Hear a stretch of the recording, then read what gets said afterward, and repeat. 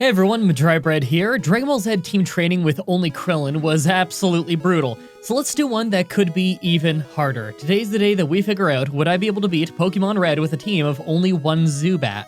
I think we all have an idea of how weak Zubat is, but in Gen 1, it's next level bad. Part of it is its absolutely terrible stats that are lower than many baby Pokemon.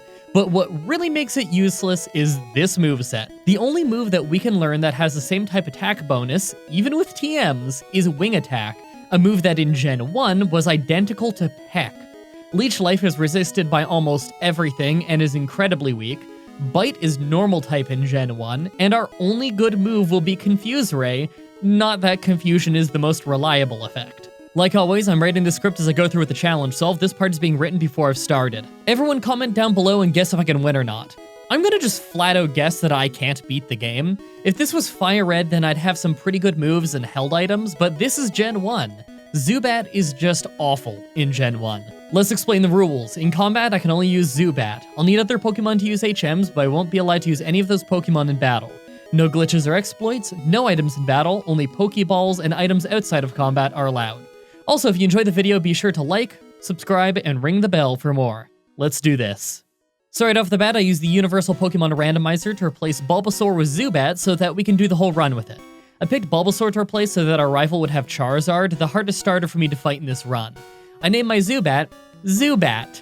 You can thank that one Redhead X on Twitter for the amazing name. As usual, we start by grinding in Viridian Forest. This is slow as it always is, but for once we have some advantages. We're part poison type, so at least Weedle can't poison us, and our only attacking move early on is Leech Life. It's really weak and it doesn't have many power points, but the one advantage is that, for whatever reason, in Gen 1, Bug and Poison are strong against each other. This means that Leech is super effective against Weedle and Kakuna, so at least there's that. Brock is the first gym leader though, so I don't think we'll be able to beat him until we at least learn Bite. Less than an hour later and we're at Brock at level 15. We do almost no damage at all, and I get a really unlucky start, but I figure that maybe if I get to Onix and he used Bite a lot, I could get creative with Confusion to take him out. Problem is, Supersonic only has 55 accuracy, so it's super unreliable. We somehow managed to just hardly take out Geodude, but Onix is too much. So it's back to grinding. Pokemon in the forest don't really take any time to take out at this point, but they don't give much experience either. To make it worse, the encounter rate here has always been weird in Gen 1. Some seemingly random tiles can't get encounters, and even if you avoid those, you can sometimes get an encounter every few steps, and sometimes go an entire minute or two without running into anything. I've heard speedrunners say that if you step on the parts with flowers, you'll never get an encounter, but maybe I'm just interpreting the graphics wrong, but I don't see any flowers. Then again, I have aphantasia, I don't really have a visual memory, and so maybe this is just something I can't interpret. At level 19, I try again. This time, I do a lot more damage to Geodude than before, and got a few lucky, but weak, critical Leech Lives. By the time I got to Onix, things got tense. I try to confuse it anytime I used Bide, both so that I wouldn't hit it, and also so it might ruin its own Bide by hitting itself. I also Leech Life tons to get as much health as I can. In the end, I dropped all the way to 1 health before the final Leech Life for the win. That was incredibly close. Mount Moon wasn't as awful as you'd think it would be. I'm sure we all have memories of catching a Zubat here since it was a new Pokemon in this cave, then realizing you can't really level it up on almost anything in the cave itself, since, you know, Zubats using Leech Life on each other is the worst thing in the universe, but since we already have Bite, it's really not all that bad. On our way though, I took the Helix Fossil. I knew that if I didn't say what I took, you'd all ask. Actually, now that I think about it, everyone ask anyway. Comments are good for the YouTube algorithm. After that, I go straight after Misty. Staryu hits a bit harder than I'd hoped with Water Gun, but between her weird item choice and confusion, it went down fast. Starmie hits way harder with a critical tackle, but I confused it and started using Leech Life to get some health back. Dark didn't exist in Gen 1, or I'd be using Bite, but we actually ended up winning thanks to great confusion luck. With that amazing victory, I try my rival. Pidgeotto is first, and although we win without taking damage, we do get sand attacked. Avera is a one-shot and Rattata gets a tail whip in before going down. Last is Charmander, and instantly we get burned by Ember, so our attack is halved. We also start missing bites, so we are just hardly hanging on thanks to confusion. Eventually we get the win, but it's only thanks to Confuse Ray. With the two big fights here out of the way, I have to make my way to the SSN. To do that, I have to beat the Nugget Bridge, and that's easy as usual, but north of that is an awful rock trainer that we have to fight. Can't be skipped. Rock-type Pokemon will probably be our biggest hurdle for quite a while. On the SSN, the rival fight starts great with both Pidgeotto and Raticate going down easily, but Kadabra was faster than us and one-shotted us with a critical confusion. Hey, if you ever want to see how ridiculously strong Kadabra is in Gen 1, check out the Gen 1 randomizer series that WhatAGeek and I do together over on his channel. Linked in the description, as always. If people are looking for Pokemon randomizer Let's Play stuff, by the way, I do tons over on WhatAGeek's channel. I always plug it at the end of these videos, but my analytics tell me that like 5% of people watch the outro, so there you go. I did Black and White, I did Red and Blue, we did Heart Gold, Soul Silver, and on my channel right now, me, Brandon, you know him as Goosit from his challenge stuff, and WhatAGeek, we all do Pokemon Stadium on my channel, which has been a lot of fun. You can check that out in the description too if you want to. I'm just rambling at this point. A few tries later and I get an amazing run where Kadabra just uses Teleport every single time instead of actually fighting me, so he went down fast. Charmeleon was scary since I was getting really terrible confusion luck, but when I was all the way down to 2 health, we hit a much-needed critical hit for the victory. With that, we have Cut and can do the Electric Gym, but we're part Flying type, so I decide to make my way towards Rock Tunnel first. As bad as the Rock Trainers in there are, at least we can level up on our way. The required Rock Trainer in Rock Tunnel is brutal though. 3 Rock Pokemon, and he can use Self-Destruct. I do almost no damage to one of them, let alone all 3. I ended up actually having to grind more for this random hiker in Rock Tunnel than I had to for any individual fight before this in the entire run. Even at level 36, we survive 1 self-destruct, but the second Geodude has Rock Throw and we really don't last long. We just aren't tanky enough to survive this many rounds. Finally, at level 39, we survive both Geodudes using self-destruct and then get incredibly lucky on Graveler between confusing him and flinching him with a Bite, finally letting us advance. While I was playing, I was watching J-Rose doing a video on what he thinks the top 10 worst Pokemon were for Red and Blue solo runs, and amazingly enough, he named Zubat as the 4th hardest while I was entering the grass gym. Not even a joke, here's the comment I left. The amazing coincidence is that it was during the grass gym, easily the simplest boss fight I've had so far since I crushed her with Wing Attack. But if you want to see what 3 Pokemon he thinks would be harder than a Zubat run, check out his video in the description. I'm just plugging everyone today. A lot of YouTubers don't tell people who they're fans of, you know? I want you guys to be able to check out the people that I watch too. Maybe you're into that. Anyway, that battle gets us the TM for Mega Drain. It's only a 40 power grass move, but at least it helps me deal with future rock types, and is double the power of Leech Life, so it's very much worth getting. Without it, I really doubt that we could reliably beat Bruno's Onix near the end of the game. With that done, I do the Trash Can puzzle at Surge's Electric Gym. Amazingly, the puzzle takes me longer than it takes to beat Surge himself. His team went down fast in Bite in only about 40 seconds due to us being way over-leveled, so we've already got half the badges. To keep the super easy boss rush going, Giovanni was a cakewalk now that we have Mega Drain to take out his Onix. It's funny how after taking well over an hour to beat a hiker, we went on to crush 3 bosses in a row. Rival time, Pidgeotto was nearly a one-shot with a critical bite, but it gets an Gust and a quick attack for a bit of damage. Execute also hung on with a Sliver from Wing Attack, but he misses his Hypnosis, so we're fine. I try to Mega Drain Gyarados, but it does almost nothing. We bite each other, but it's clear that I can overpower him at this level.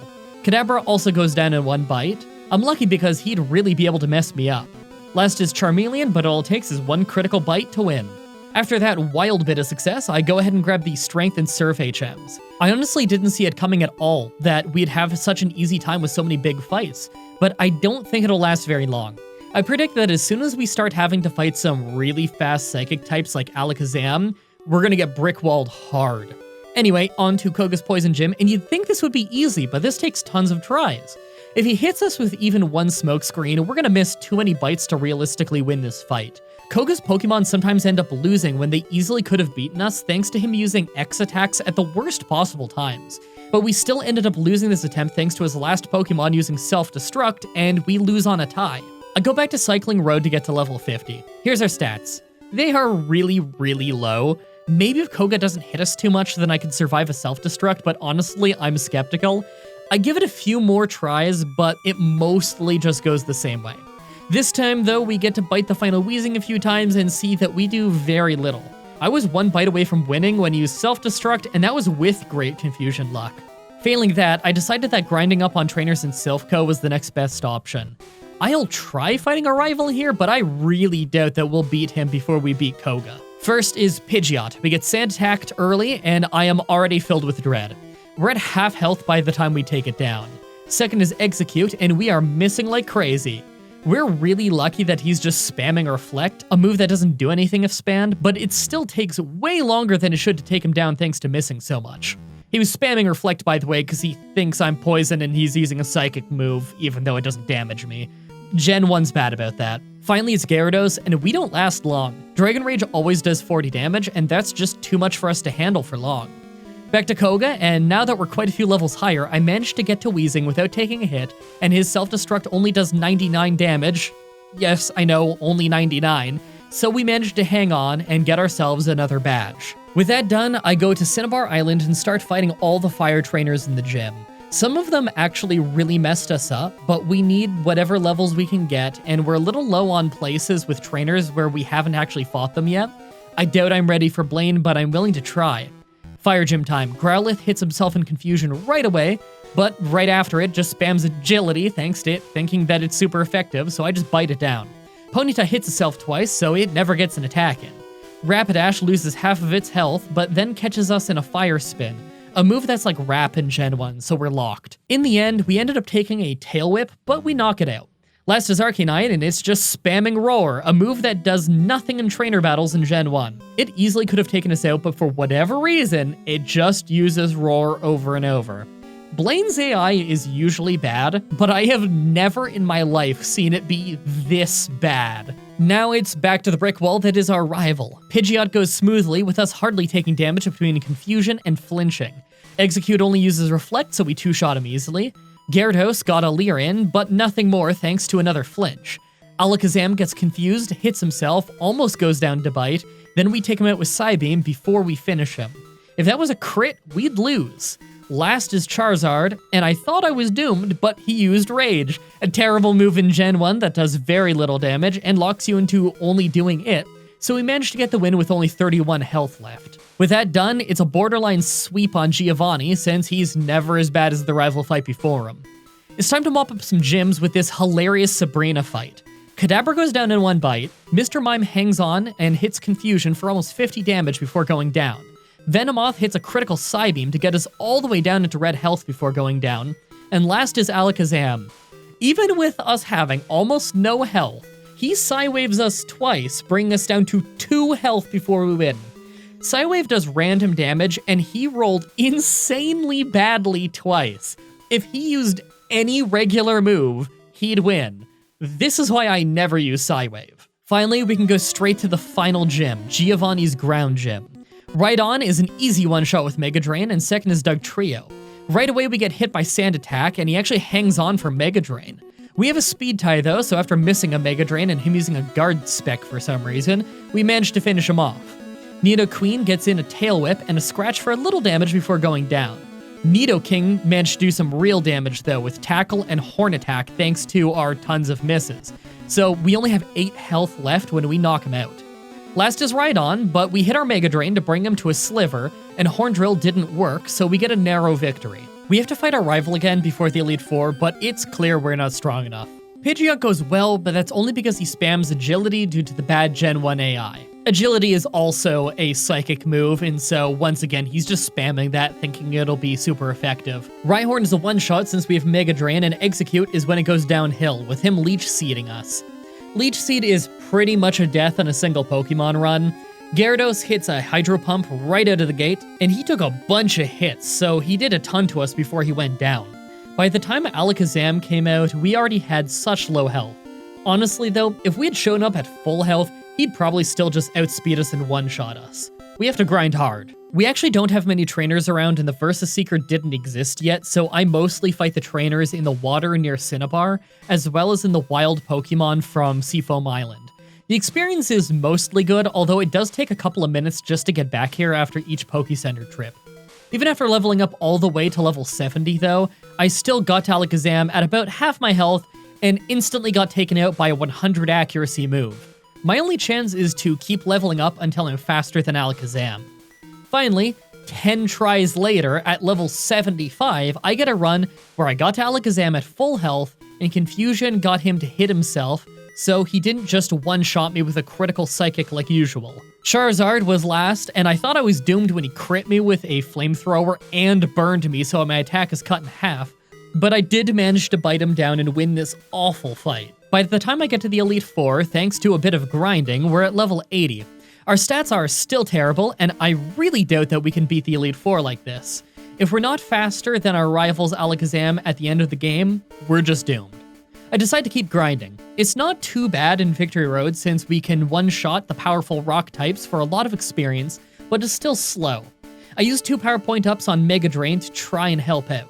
Considering we had to be level 75 and try about 10 times just to beat his Alakazam last time, I think I'm gonna need to be level 90. After a long grind, here's my stats. It's a good bit higher, but honestly, I still think we might have a speed tie with Alakazam. Only one way to tell, though. Make your final guesses on if we can win or not.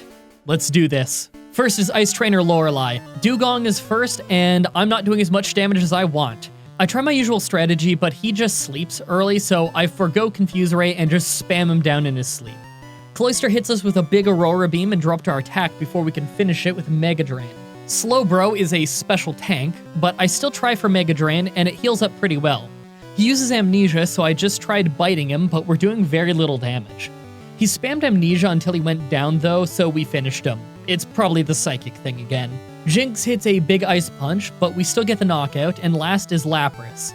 Mega Drain doesn't do as much as I had hoped, and we nearly got taken out from Blizzard. I confused her and she hit herself, and we even almost got the win with Mega Drain, but another Blizzard puts us away. Okay, second try, and this time I got the Lapras without losing attack. Blizzard missed the first time, but Confusion instantly wore off, and we got one shot with a critical Blizzard. That's just my luck. Third try, and Lapras yet again Blizzards me into red health. I got very close to winning, and another Blizzard takes me out. Alright, it's back to grinding. Do you see why I usually don't go into every single attempt and how it goes? Because it's a whole lot of this. Crits are based off of base speed in Gen 1. It's a real problem in any Gen 1 run, because my base speed is almost always going to be much lower than a fully evolved Pokemon. It doesn't matter that my current speed is really high, my base speed is still always going to be low, and that means that they have a much better chance of critically hitting me than I do of critically hitting them. If this was a Scyther run with Slash, this would be a different story. But seriously, who'd watch a Gen 1 Scyther run? I'd mop the floor with the game. Finally, Lorelei again at level 95. This time against Lapras, I luck my way into victory by tanking a Blizzard and causing a flinch. A crit still would have ended me, the grinding did nothing. Second is Fighting Trainer Bruno, but in stark contrast to Lorelei, Bruno was a no-damage sweep. Mega Drain for the Onix and Wing Attack for all the fighting types. Third is Ghost Trainer Agatha. Gengar is first, and Flying type somehow hits Ghosts. I never understood that, so I just Wing Attack twice for the victory, although we do get confused. Amazing looking Golbat is out and it's trying to confuse us, even though we're already hitting ourselves. It wears off after that though, and we take it out with a critical bite.